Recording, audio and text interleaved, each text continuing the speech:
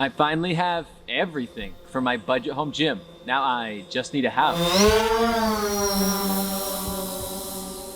If you've decided to drink the Kool-Aid and join the home gym community to save time and money, welcome to the club. Just forget that part about saving money.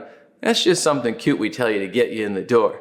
Before long, you'll be explaining to your wife how that third barbell that you just got was sent by accident, and thinking up things to buy her for the home gym so she forgives the debt you just put your unborn kids into. The items in this video will focus on the essentials, things that have a lot of versatility without costing a ton of money. While I tend to prefer barbell and bodybuilding style workouts, essentially power building, these items should apply to most people. If you want specific budget ranges, we've made a few videos in this series which I'll link below. But if you're looking for a blogger who recommends things like Apple Watches, mini fridges, and that ball you masturbate with, that's not what it's for.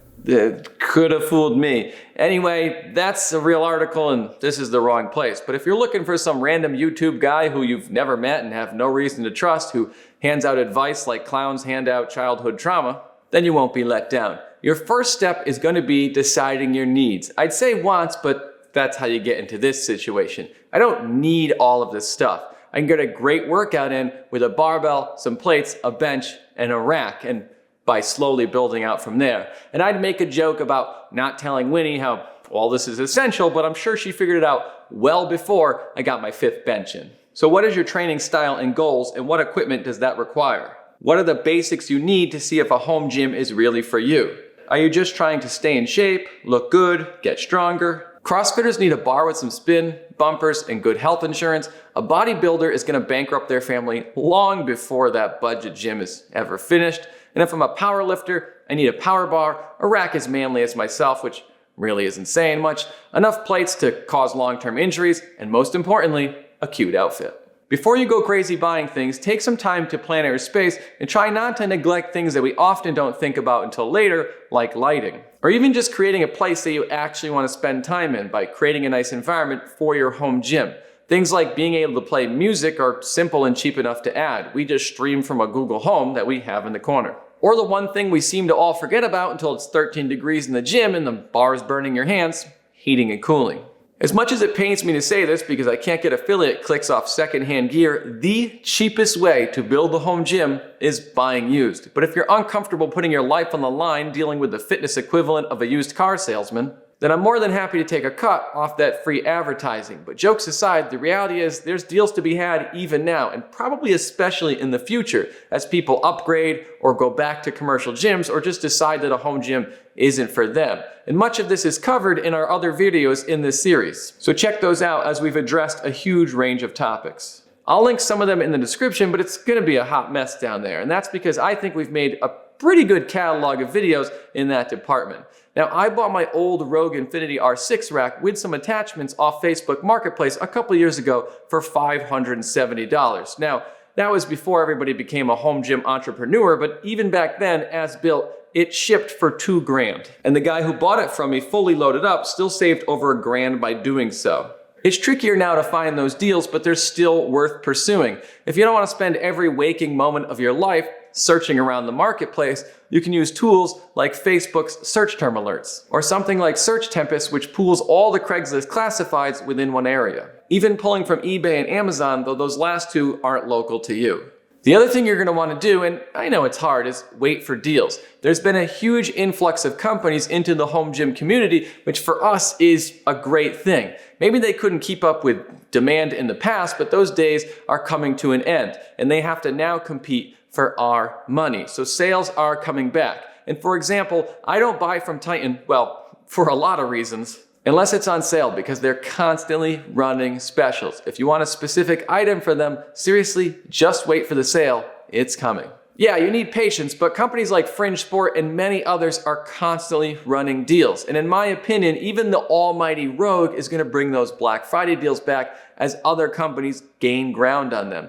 And patience truly is key here. I mean, this place has taken Winnie and I over 2 years to build, and that's doing all the work ourselves, with this place starting as a bare building. We did the insulating, wiring, painting, and even had heat put in. You name it. And before this, my gym equipment was in an old garage with a wooden basement that flooded constantly. And it's taken a long time for us to get to this point.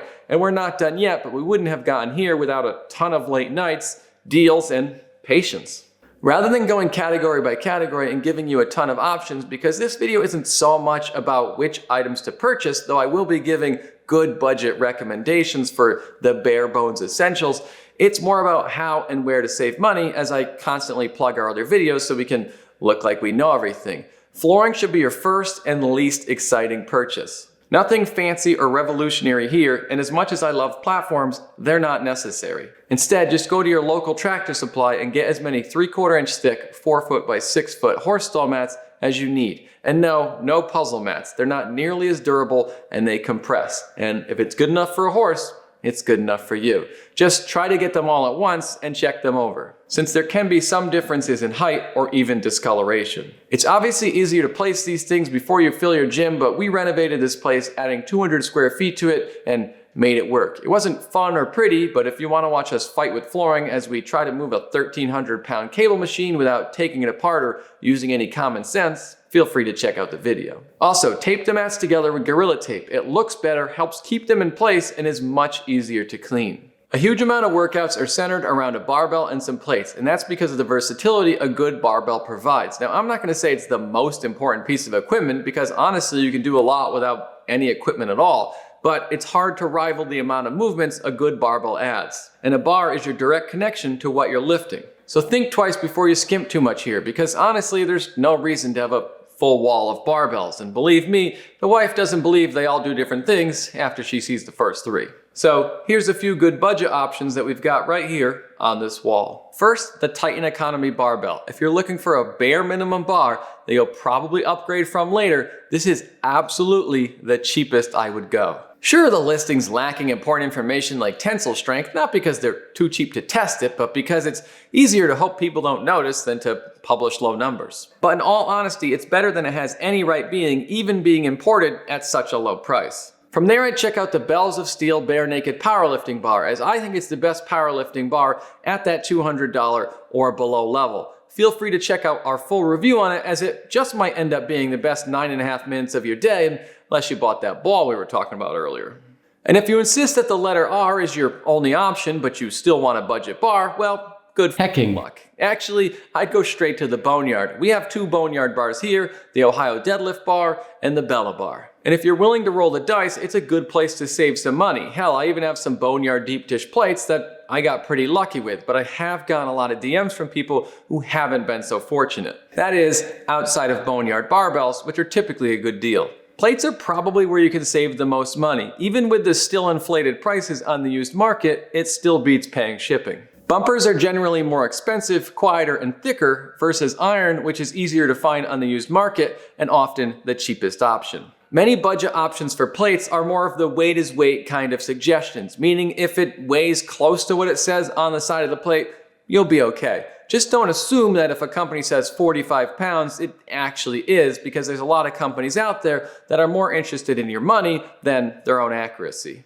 When it comes to bumpers, most companies make a ton of options, but it's still, in my opinion, fringe sport that makes the best, though not always the cheapest options, and they do actually have a lot of variations. The black, contrast, color, and savages are all the same bumpers, just with a different look. And if you don't believe me because of those affiliates, well, their links never work for me anyway, so I never get much from them. But that doesn't mean you should stop trying. Now, if you're looking at iron plates, honestly, most companies' budget options are all incredibly similar. So there's no point going to a company like Rogue unless you're going to step it up a level, because their base plates are probably made in the same factory overseas as many others. So I'd probably go straight to Rep Fitness with their old school iron plates, as most in this price range will have a 3% weight tolerance and identical specs anyway. From there, a rack with a pull-up bar, some safeties, and the ability to add on is where you're going to want to spend some money. But even if you buy a rack that you know you'll upgrade from later on, you still don't want to die in it. I prefer cages, but half racks are great too, and though I'm personally not a big fan of squat stands, some people love them, as they're a necessity to some spaces and situations. Again though, I'm going to take the easy way out and just refer you to our Power Rack Buyer's Guide. But your cheapest viable options are probably the Fitness Reality 810 XLT, Rep Fitness's PR 1100, Titan Fitness's T2, which my buddy Matt had for years, and we beat the crap out of that thing, or even something like a Titan T3 squat stand, which could later be upgraded to a T3 half rack. And believe me, Titan definitely didn't get any inspiration there from Rogue and their S2, which also, oddly enough, can also convert to a half rack. With a budget build, your best option is to get a decent adjustable bench. Now, having a dedicated flat bench is nice, but it's not gonna have nearly the versatility. And I still think Rep has benches kind of on lockdown. That's not to say other companies don't make great benches, but I think Rep has